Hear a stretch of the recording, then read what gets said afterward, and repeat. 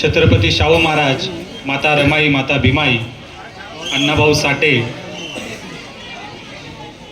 आद्य क्रांतीवीर लहुजी साळवी, तसेच राघोजी भांगरे साहेब या सर्व महापुरुषांच्या विचारांना प्रथम अभिवादन करतो।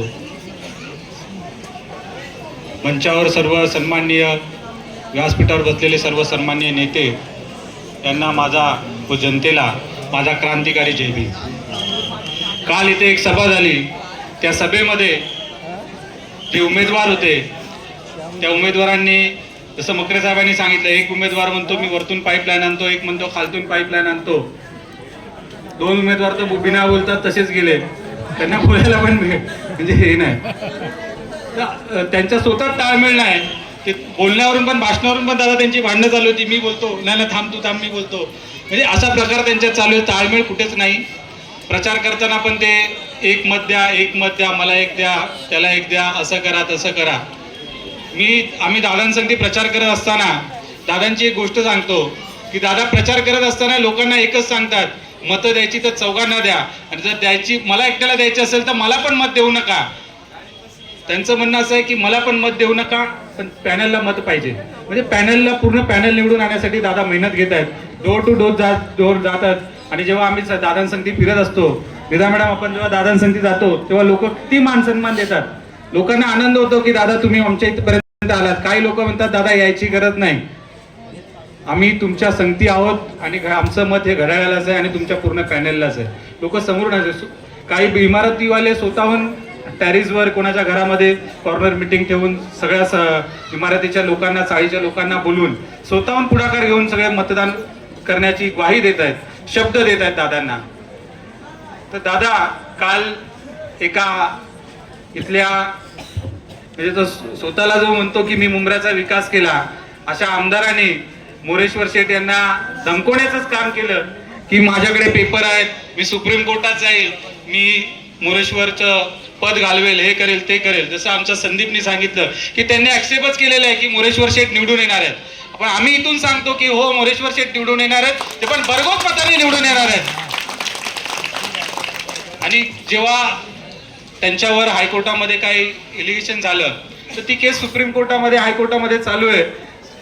फॉर्म भरत असताना जेव्हा निवडणुकीचा फॉर्म भरत होतो तेव्हा त्यांच्यातल्याच एका उमेदवारांनी शेठना मेसेज पाठवला, शेठ काही करा पण माझ्या फॉर्मवर ऑब्जेक्शन घेऊ नका, मी असं करणार नाही, मी तसं करणार नाही, म्हणजे असं मेसेज पाठवला।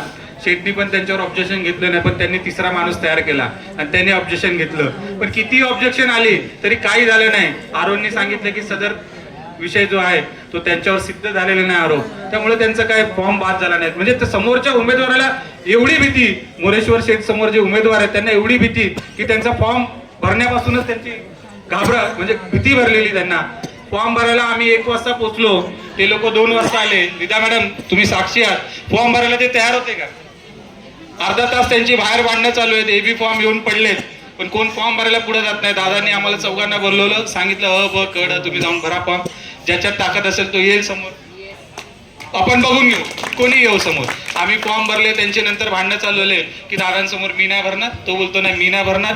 हा आव्हाड साहेबांना फोन लावतो, साहेब माझा नको, मला ब मध्ये द्या, मला क मध्ये द्या, मला ड मध्ये द्या। म्हणजे एवढा त्यांचं, शेवटी 3 वाजायला 5 मिनिटं राहिले होते तेव्हा कुठेतरी जाऊन ओएबी फॉर्म मध्ये खाडाखोड केली आणि फॉर्म भरले।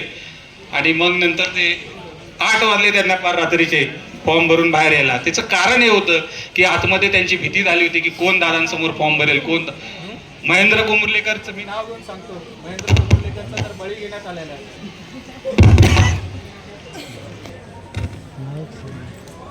महेंद्र कोमुर्लेकरांचा तर बळी घेण्यात आलेला आहे, राजकीय बळी हा ठरलेला आहे। आव्हाड साहेब म्हणजे जे आमदार आहेत त्यांनी त्याचा महेंद्र कोमुर्लेकरांचा राजकीय बळी घेतलेला आहे। महेंद्र कोमुर्लेकरांना दादांनी जुनी मैत्री म्हणून एक प्रस्ताव देखील त्यांना सांगितलं होतं की का दादांच्या मनात असं होतं की समोरचा महेंद्र कोमुर्लेकर 10 वर्ष झाले पराभव त्यांनी बघितलेला आहे, पण दादांना एक मैत्रीची जाण होती, कुठेतरी ते देखील सभागृहात जावे, एक मित्र म्हणून त्यांच्या संगती आपण राहावं म्हणून त्यांनी एक प्रस्ताव पाठवला होता। पण त्या माणसाला, त्या आमदारावर, खोट्या आमदारावर, जे युनुसबाईने नाव ठेवले जे छोटा जितेंद्र, त्या खोट्या आमदारावर त्याला एवढा विश्वास की तो म्हणतो की नाही मला आमदार सभागृहात पाठवणार आहे। अरे कसं पाठवणार? दादांसमोर निवडून येण्याची ताकद तरी आहे का? कसं पाठवणार? म्हणजे त्याचा राजकीय बळी घेण्यात आला. आणि काल त्या आमदारांनी इथे काही महिलांबद्दल अपशब्द वापरले की तुम्ही मार्केटमध्ये जाताना नवऱ्या संगती जाता का, हातात हात घालून जाता का वगैरे. ही भाषा तुमची, तुम्ही कुठल्या म्हणजे तुमची पातळी काय आणि तुम्ही बोलताय काय, म्हणजे त्यांचा मानसिक संतुलन त्यांचं बिघडलेलं आहे म्हणून त्यांच्या तोंडून हे सगळे शब्द निघत आहेत. त्यांनी काल रीता मॅडमवर पण काही हे म्हणजे रीता मॅडम आणि दादा यांच्यावरच पूर्णपणे त्यांचं रोष होता. तर मी एक सांगतो की मी त्या आमदारा संगती होतो. मी स्वतः बघितलेलं आहे की त्या आमदाराला जो म्हणतो की मी शेर का शिकारी हो, तर त्या शेर का शिकारीला लढवण्याचं काम या मॅडमने केलेलं आहे. मी स्वतः बघितलेलं आहे. मी तेव्हा उपस्थित होतो. बेचैन झाला होता. सकाळी कधी 5ला उठून लाईव्ह यायचा, कधी रात्री 2ला लाईव्ह यायचा की मला झोप येत नाही, मला हे झालंय, मला ते झालंय, असं तसं. म्हणजे शेर का शिकार करणे वाले. तर मी तर म्हणेल की तू शेर का शिकार का, तू शेर पण नाही. ओ म्हणतात ना, तो बागड बिल्ला आहे, तो बागड बिल्ला, मूछवाला बागड बिल्ला, मूछवाला बागड बिल्ला. तर त्या अशा बिल्ल्यांना आमच्या रीता मॅडम अशा शेपटीला धरून गोल फिरून फेकून देतील, एवढी त्यांची ताकद आहे. आणि आता तर दादा मोरेश्वर शेठ आणि हा मॅडमचा भाऊ प्रवीण पवार ढाल म्हणून त्यांच्या सोबत आहेत. आता तुमच्यात ताकद असेल तर येऊन दाखवा, आमच्या बहिणीला त्रास देऊन दाखवा. हे दादा मोरेश्वर शेठ आणि मी ढाल म्हणून मॅडमची उभे आहोत. माझ्यासारख्या प्रामाणिक कार्यकर्त्याला 16 वर्ष ज्यांनी त्याची सेवा केली, पक्षाशी एकनिष्ठ राहिला, अशा कार्यकर्त्याला 9 केसेस माझ्या अंगावर आहेत, सगळ्या त्यांच्यामुळे झाल्या.